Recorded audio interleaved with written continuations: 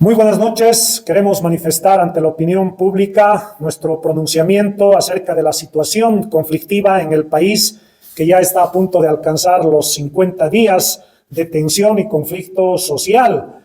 Y bueno, hoy nos hemos reunido con nuestro asambleísta Miguel Coca y así también el equipo que conformamos esta tendencia política, esta estructura política en Cochabamba. Y frente a los últimos acontecimientos o novedades, tras el mensaje de la Central Obrera Boliviana, que a través de su secretario Mario Argollo han anunciado que van a declinar del pedido de renuncia del presidente Rodrigo Paz, y así también otros sectores como la Federación Tupac Katari de La Paz han ido en el mismo tenor de que van a sentarse a dialogar con el presidente Rodrigo Paz. Al respecto habrá que hacer alguna reflexión. Bueno, el país entró a este conflicto a raíz de que el presidente a la cabeza de Rodrigo Paz y Edman Lara, pues tomaron la decisión equivocada de descargar la crisis sobre las espaldas del pueblo boliviano, principalmente referido a la crisis económica. Y esta situación, de manera inevitable, causó un malestar en el pueblo boliviano, sobre todo por la precarización de la economía y los magros ingresos que tiene el pueblo boliviano. Esto agudizado por la eliminación de la subvención a los combustibles. No hay duda que ha habido un gran malestar por las políticas que ha asumido el gobierno. Y esto ha sido el terreno abonado para que haya un estallido social que en un principio fue plenamente legítimo, con la marcha de los indígenas de Pando a La Paz, la demanda de reivindicaciones salariales por muchos sectores como maestros, mineros asalariados y otros. Reivindicaciones que obviamente el pueblo boliviano nunca dudó en apoyar. Pero sin embargo, en el transcurso de la movilización se activaron sectores que contaminaron este malestar social y la movilización, principalmente los sectores afines a Evo Morales. Y estos pedidos políticos, antes que reivindicativos, pues arrastraron erróneamente y se dejaron llevar dirigentes de la Central Obrera Boliviana a la cabeza del señor Mario Argollo. Esta situación debilitó lo que era legítimo en una primera instancia, se deslegitimó con la activación de grupos vinculados a Evo Morales, llevándolo la movilización a un plano político sin ninguna agenda. Y en la historia de nuestro país no ha habido pues movilización que prospere sin un pliego petitorio y una agenda clara. Se empezó a pedir la renuncia por la renuncia sin que de por medio se plantee pues una perspectiva orientada a solucionar lo que la gente espera, por lo menos en lo que hace la crisis inmediata, que era la falta de dólares, el tema de los combustibles, su escasez y su calidad, cómo frenar el tema de la canasta familiar. Todos esos pedidos se los puso en segundo plano y los dirigentes optaron por pedir temas políticos, abandonando una agenda que le dé perspectiva a la movilización.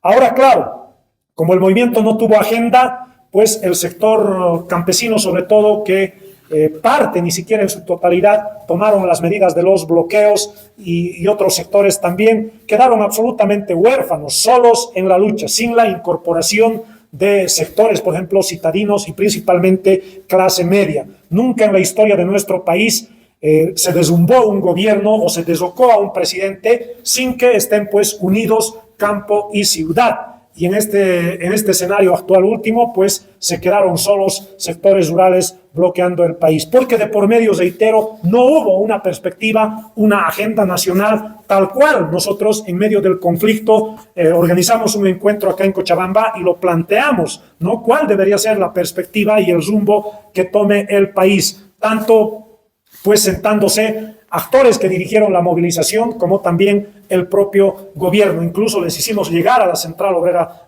Boliviana, al gobierno nacional, de cuál debe ser la perspectiva, pero siguieron insistiendo con planteamientos políticos. Y claro, el planteamiento político más la actividad directa operando Evo Morales, cabalgándose sobre la movilización, fue la retórica perfecta que le dio al gobierno para contaminar todo el malestar que existe contra las políticas del gobierno. Concluyendo un poco mi parte, debo señalar que lamentablemente esta situación terminó, ¿no?, en una especie de empate catastrófico, o por lo menos está a punto de tener ese desenlace. Por un lado, el gobierno que sale absolutamente desgastado como un incapaz que no puede resolver los problemas en el país y sumado a eso en escándalos de corrupción, narcotráfico. Un gran derrotado, indudablemente, de todo este proceso es el gobierno, que ha quedado como un completo incapaz. Y por otro lado también las dirigencias, empezando del señor Argollo y la injerencia del señor Evo Morales, que han prácticamente desvirtuado la movilización y la posibilidad de que se incorporen otros sectores, porque reitero, la demanda ha sido política antes que demandar las reivindicaciones para resolver los problemas que atingen a la población. Ahora la COP ha planteado un pliego petitorio, son puras abstracciones que no dan dirección ni norte al país.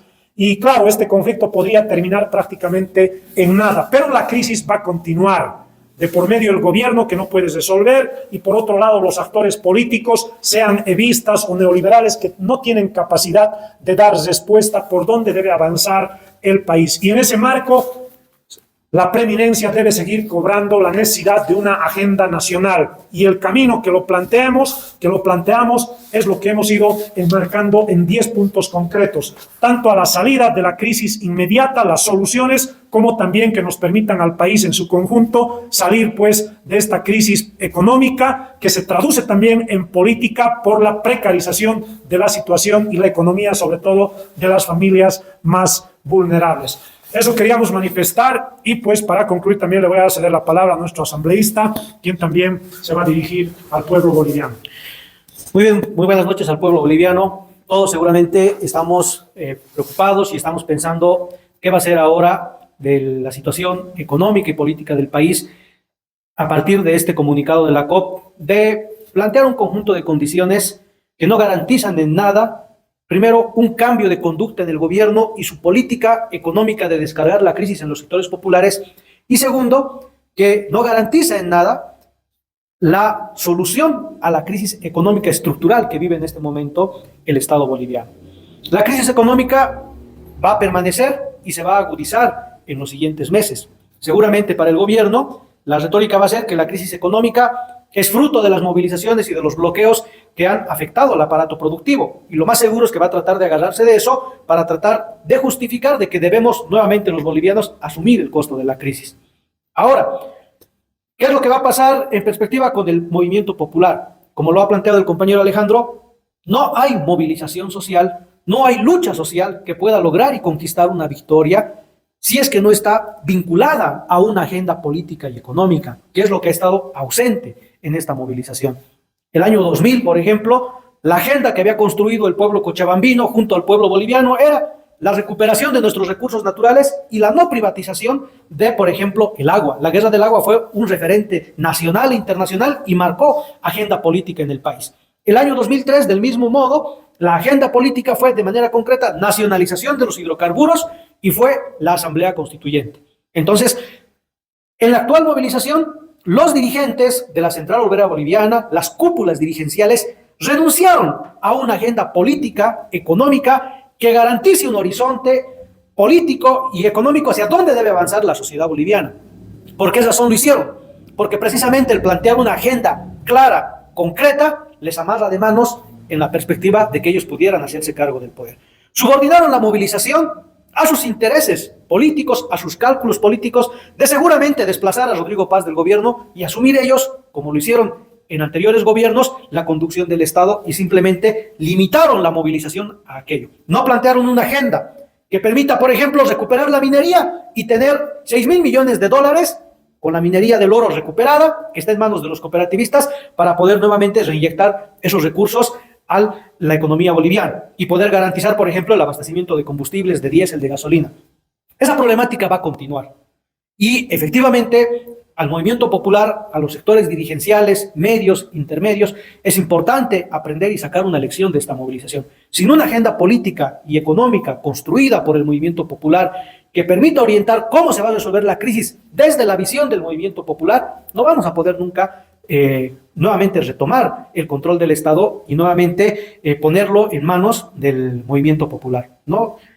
Y vamos a siempre estar presas de todos estos cálculos, de todas estas pugnas políticas, de diferentes cúpulas, ya sea dirigenciales, sindicales o de partidos políticos o cúpulas oligárquicas, y vamos a condenarnos a una situación de crisis y mayor profundización de esta crisis económica y política. Es fundamental discutir en la eventualidad de que la situación se quede en un empate entre la COP, los sectores movilizados y el gobierno, de cómo debemos reconstituir las bases de la lucha del movimiento popular en perspectiva, porque la crisis va a continuar. Y la pregunta de cómo vamos a solucionar la crisis va a meritar también que el movimiento popular plantee su agenda de solución a esta crisis.